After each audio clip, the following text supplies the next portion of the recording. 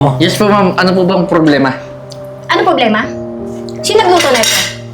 Ako po. Anong tingin mo dito? Ha? Luto ba to? Di ba hilaw? Ma'am, paano po magiging ilaw yan eh? Maayos ko po niluto yan, tsaka lahat po ng niluluto ko dito, binabalik-balikan po, tsaka ma'am, first time niyo lang po nagreklamo dito eh. First time? Lapit ka. Lapit ka dito. Ano nga? Tikman mo to. Siguraduhin mo to na ano ha. Tikman mo, dali. Tikman mo lang. Tikman mo. Ano? Titingin ka pa? Lapit ka. Tikman mo para malaman mo kung hilaw o luto to. Eh ma'am, luto naman po talaga kasi yan eh. Tikman mo nga. Lapit! Ayaw mo? Tikman mo to. Ano, ha? Ha? Ano? Masarap ba? Ha? Nakakagigil ka ikaw, ano?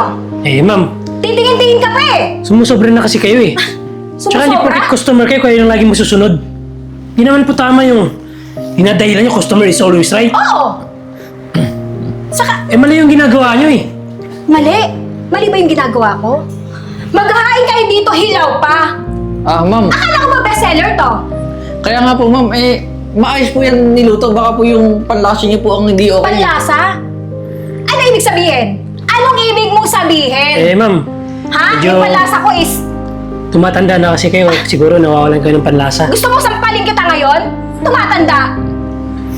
Ma'am, parang di na po tama yan, nagugulit na po kayo dito sa restaurant eh. Tawagin yung may-ari. Ma'am naman, masyado nyo nang inaabala yung mga tao dito sa restaurant. Asa ba manager nyo? Ha? Nakakaabala ba ako? Kasi gawin nyo maayos yung trabaho nyo dito.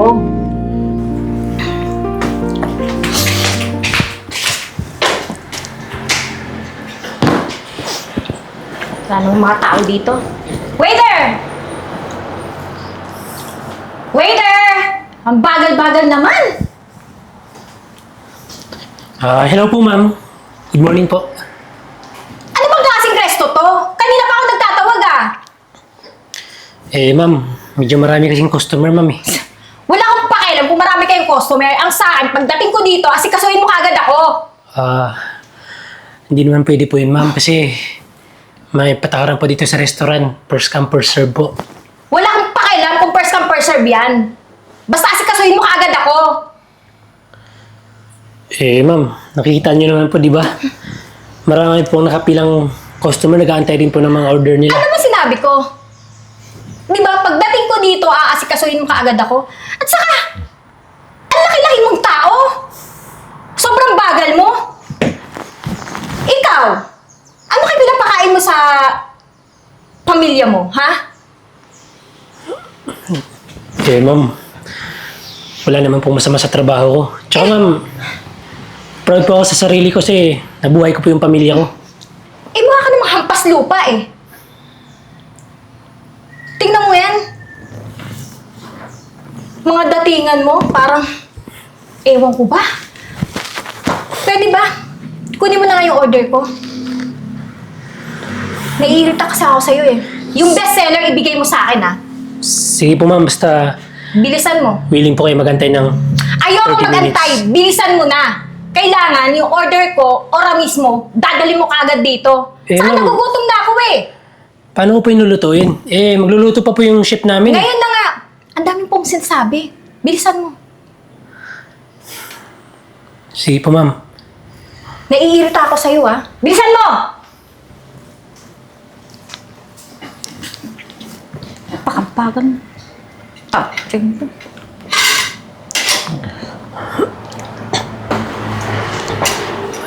Ito na po, ma'am, yung bestseller namin. Tsaka, pagpasensyaan nyo na, ma'am, kasi sabi nyo, bilisan. Ayan na po. Masarap ba to? Siguraduhin masarap to, ah. Pag ito, kinain ko at hindi masarap to, ipapakain ko to sa'yo.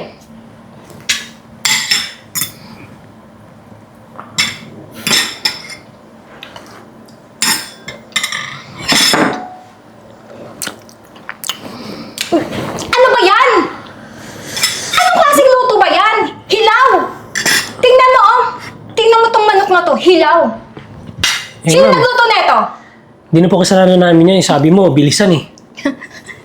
Sinabi ko nga bilisan, di ba? Pero hindi ko sinabing, hilaw! Hilaw ang ihain mo sa akin! Sino nagluto nito? Yung chef namin, ma'am. Tsaka ma'am, di naman yung chicharon pag ilagay mo sa kawali, luluto agad. Nagdadahilan ka pa? Kanina ka pa, sagot ka ng sagot!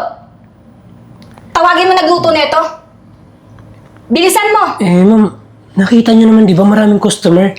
Tsaka maabala po yung chef namin. Oh, ang dami mong sinasabi, naiirita talaga ako sa'yo. Kung gusto nyo ma'am, mag-order po kayo ng ibang pagkain. Di ba ito nga yung in-order ko? Ha? Tawagin mo yun. Sino ba nagluto nito? Sige po ma'am. Ngayon na. Bilisan mo. Bilisan mo. Nakaka-stress ka, ha? Dadala dito ng pagkain, hilaw pa. Chef, ito po yung customer na nagreklamo. Yes po, ma'am. Ano po bang problema? Ano problema? Sino nagluto nito? Ako po. Anong tingin mo dito? Ha? Luto ba to? Di ba hilaw? Ma'am. Paano po magiging ilaw yan eh? Maayos ko po niluto yan. Tsaka, lahat po ng niluluto ko dito, binabalik-balikan po. Tsaka, ma'am, first time niyo lang po nagreklamo dito eh. First time? Lapit ka. Lapit ka dito. Ano nga? Tikman mo to. Siguraduhin mo to na ano, ha? Tikman mo, dali. Tikman mo lang. Tikman mo. Ano? Titingin ka pa? Lapit ka. Tikman mo para malaman mo kung hilaw o luto to. Ma'am, luto naman po talaga kasi yan eh. Tikman mo. Lapit! Ayaw mo? Tikman mo to. Ano, ha? Ha? Ano? Masarap ba? Ha? Nakakagigil ka ikaw, ano? Ma'am, Titingin-tingin ka pa eh! sumusobra na kasi kayo eh. Tsaka hindi porket Sumusobra? customer kayo, kayo lang lagi masusunod. Di naman po tama yung dinadahilan nyo, customer is always right. Oo! Saka, Mali yung ginagawa nyo eh. mali. Mali ba yung ginagawa ko? Maghahain kayo dito, hilaw pa. Ma'am. Akala ko ba bestseller to? Kaya nga po, ma'am, maayos po yan niluto. Baka po yung panlasa niyo po ang hindi okay. Panlasa? Ano ibig sabihin? Anong ibig mong sabihin? Ma'am, Ha? medyo- Yung panlasa ko is, tumatanda na kasi kayo. Siguro nawawalan kayo ng panlasa. gusto mo sampalin kita ngayon? Tumatanda. Ma'am, parang di na po tama yan. Nanggugulo na po kayo dito sa restaurant eh. Tawagin yung may-ari. Ma'am naman, masyado nyo nang inaabala yung mga tao dito sa restaurant. Asa ba manager nyo? Ha? Nakakaabala ba ako? Kasi gawin yung maayos yung trabaho nyo dito. Ma'am, ginagawa naman po namin na maayos ah. Tsaka, luto naman po kasi talaga yan eh. Talaga ipagpipilitan yung luto, ha? Nung kinain ko to, hilaw nga eh. Hilaw. At saka walang lasa.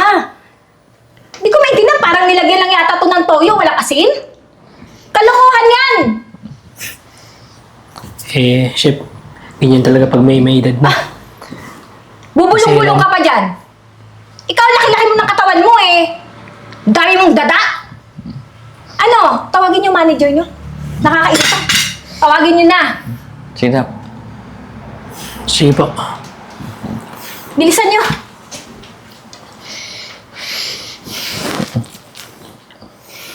Naturingan chef ka, hindi ka marunong magluto. Ma'am, sa totoo lang, ang dami namin customer dito. Pero ikaw lang po ang nagreklamo talaga, ma'am. Tsaka yung restaurant po na to, binabalik-balikan po talaga dahil sa luto ko. Sigurado ka? Excuse me, ako yung manager dito sa restaurant. Meron po ba tayong hindi pagkakaunawaan dito, ma? Meron. Ayan, yung chef nyo. Pinaghain ako nito, oh. Hilaw. Yung ulam, tingnan nyo. Hilaw, di ba? Ma'am, alam niyo po ba na isa sa pinakamagaling na chef si Jeboy dito sa buong Pilipinas? Daig pa po niya si Chef Boy Logro, ma'am. Kaya imposible pong mangyari na hilaw po yung karne namin. Talaga? Opo, kasi malambot po talaga yan. Teka nga, Special. ikaw ba yung manager dito? Yes po. Isa ka rin eh. Manager ka ba talaga? Ay, ano ba naman itong mga tao to dito? Oh? Nakakairita. Kaya naman pala ganyan din ng mga tauhan mo. Kasi ganyan din pala yung itsura ng manager nyo. Pwede ba ayusin yung trabaho nyo? Ma'am, kung may problema po tayo, ma'am, pwede naman po tayong magkipag-usap ng maayos, di ba? Naku, ma'am, sayang naman po yung ganda ninyo kung magpapaka-stress po kayo. Oo, kasi nai-stress ako sa inyo. Ma'am. Alam niyo ba yon? At saka, pumunta nga ako dito para kumain. Kasi nagugutom ako. Tapos ngayon, tingnan nyo nga, yung ihain nyo sa akin, hilaw pa. Sa tingin nyo, sino hindi may stress? Ma'am. Di ba, hindi naman po ganyan magluto. Tsaka, lahat ng niluluto ko dito, binabalik-balikan. First time lang po niya nagreklamo. Tsaka, ma'am, simula pa po kanina pagpasok niya, nanggugulo na po siya dito. Jeff. Nanggugulo ba ako? Sinasabi ko lang yung totoo. Ma'am, alam niyo po, medyo nakakahiya na po sa ibang customer natin kasi kanina pa po kayo Wala akong pakialam sa ibang customer. Basta ako asikasuhin nyo. Ma'am, ano pa ba ang gusto ninyo mangyari? Bigyan nyo ako. Yung bestseller talaga, yung masarap. Ma'am. Yung hindi hilaw. Yan na po yung best seller namin dito. Promise po. Yan na po talaga yung pinakamasarap namin na food. Hindi ako Baka naman po may naniniwala. problema lang po sa panlasa ninyo. Kaya nga po, ma'am, sabi ko po rin sa kanya Ay naku, ang dami yung salita. Asa ba yung may-ari dito? Manny Jacob, wala ka rin magawa. Ma'am, parang isa-isa na po pinapatawag mga tao dito Hindi na po tama yan Boy, ayos lang. Sige ma'am. Kung gusto niyo makilala yung may-ari ng restaurant namin, pues, ipapakilala ko siya sa inyo. Pero siguraduhin niyo na hindi kayo magugulat ha. Baka mamaya, atakihin kayo sa puso pag nalaman niyo kung sino siya. Sigurado ka? Sigurado kayo? Ngayon pa lang parang aatakihin ako sa puso nito Dahil sa mga kadaldalan nyo. Sige ma'am. Gusto niyo makilala yung may-ari? Okay. Sir?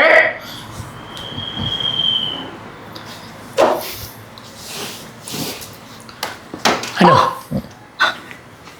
Siya po yung may-ari ng restaurant na to. Talaga ba? Di ba waiter yan? Yun ang akala mo. Talagang pinagpanggap pa Alam mo, kaya lang naman ako nag-waiter. Dahil nagbakasyon yung tauhan ko. Tsaka, ginagawa ko rin to para pakisamahan yung mga tauhan ko dito. Para matingnan kung anong ginagawa nila. Tama. Alam niyo ma'am, itong boss namin, hindi kasi siya mata pobre kagaya mo. Kahit boss siya, nagiging empleyado din siya dito kagaya namin. Nakikisama. Ngayon, So anong ibig niyo sabihin? Pangangaralan niyo pa ako?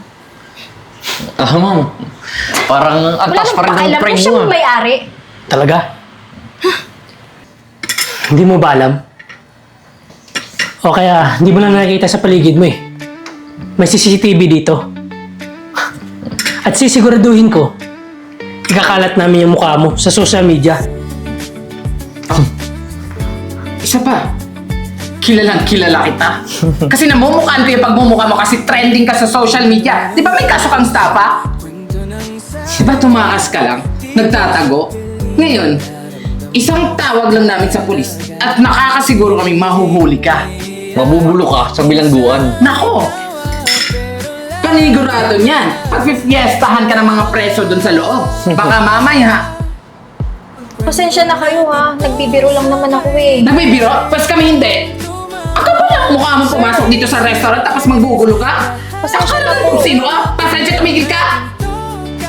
Alam mo, miss, nasa itsura yan ang pagmamayabang ha. Tsaka pag-iinarte. Tama! Kaya tigil-tigilan mo yung ambisyon mo. Sir. Mata pobre ka kasi hindi nababagay sa'yo. Patawarin niyo na ako. Patawarin? O baka naman gusto patawarin kita. Grabe naman kayo. Sorry na. Alam ko naman mali yung ginawa ko Sorry? Pero, nagpa-prank lang Hindi naman. magagawa ng sorry mo yung panggugul mo dito. Tignan mo! Ang dami na nakatingin sa'yo! Pinagkakaguluhan ka na Alam mo, yung mga katulad mo ganyang customer, dapat binaban na sa restaurant Simula sa araw na to, ito na yung huling beses na makakapasok ka dito sa resto. Banned ka na. Pasensya na po. Umalis ka na bago pa dumating yung mga polis. Pero huwag ka mag-alala. Kasi balita ko, on the way na sila. Baka mamaya makasalubong mo sila sa daan. Ano? Ha?